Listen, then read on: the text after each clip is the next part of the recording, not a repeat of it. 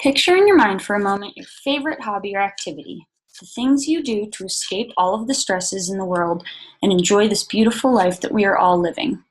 For example, for me personally, the thing that comes to mind is skiing. Out of all of the things that I like to do, that one has always given me the most joy. And I know that I'm not alone. For a century, our state has been home to thousands of people who love the sports that our mountains provide to them. Ski areas have been a profitable business here since 1914. Around 20 years later, when Loveland Ski Areas opened its doors in 1936, it became another famed ski area right on the Continental Divide with a big heart and big mountains. The area is still fairly small, with 9 chairlifts, but those 9 lifts provide skiers and snowboarders from all over the world access to 1,800 acres of fun. It is an incredibly beautiful part of the Colorado National Forest where people are allowed to come and enjoy the state's natural wonders around them. Anyone who enjoys the wilderness in our state and the activities the mountains provide knows how important they can be to all of our childlike sense of wonder and adventure. When indulging in the natural world around us, there is an unspoken responsibility to help preserve and take care of it. Loveland already tries to use their resources responsibly and encourages things like recycling in the main lodge, but there is so much more that we could do as an area to conserve the large amounts of energy required to operate daily. With the state of our climate and the winter patterns changing, the snow sports community needs to take action and start thinking about the bigger picture to reduce our impact on our planet. Simply put, ski areas cannot operate without snow. Areas all along the West Coast and across the nation are experiencing this gloomy fact firsthand when they cannot open their doors due to the lack of natural snowfall, snowmaking equipment, and the freezing temperatures required. Small areas like Dodge Ridge in California have to close their doors halfway through their operating season because this is what their mountain looks like. As of right now, it is the resorts located at lower elevations and in areas experiencing droughts like California and Oregon that are experiencing the worst of it.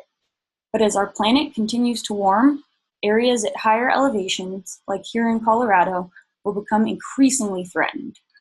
Since there is little we can do to produce the temperatures cold enough to make snow, we need to start focusing on ways we can significantly reduce our energy consumption. Instead of trying to incorporate any small additional steps towards reducing the area's energy consumption, today I propose a concept that is much bigger than recycling bins. Part of the area which requires the most energy to operate throughout the entire season is the network of chairlifts spread across the mountain. What if all of those lifts could run solely from the energy put off by the sun? After all, Colorado does get almost 300 days of sunshine on average per year. If Loveland implemented new technology in the form of solar panels attached to a cable system running above each of the chairlift cable lines, the area could produce the amount of energy needed for each lift to run on a sunny day. Implementing solar-powered chairlifts could shape Loveland's future to be the progressive ski area of Colorado while also cutting our energy consumption down by an incredibly large amount.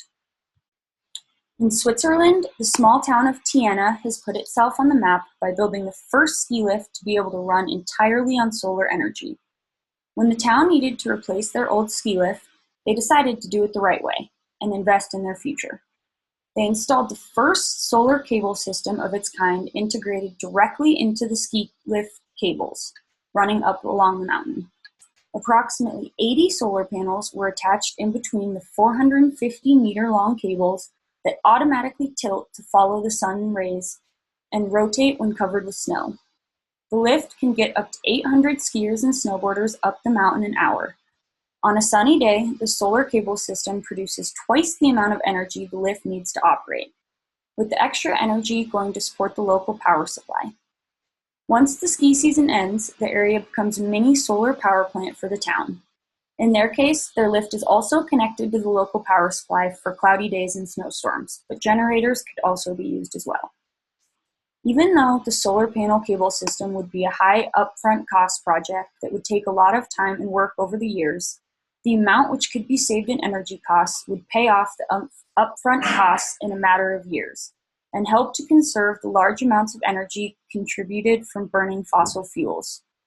Operating the area is our largest expense, but it is also the section of area which generates the most tourism revenue.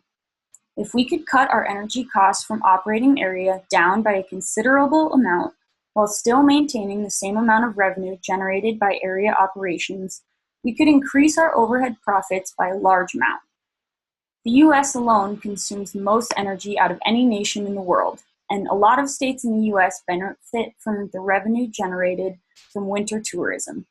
The winter industries are also the ones who have the most to lose if our climate warms too much. That is exactly why we are the ones who need to act now to preserve our energy consumption and help sustainably progress the enjoyment of our sports. Even though Loveland is one of the oldest ski areas in Colorado, with the use of solar-powered chairlifts, we could also be one of the areas paving the way into a sustainable future. A future where our great-grandchildren will be able to enjoy wintertime and the sports it provides as much as we have, because at least we owe them that much.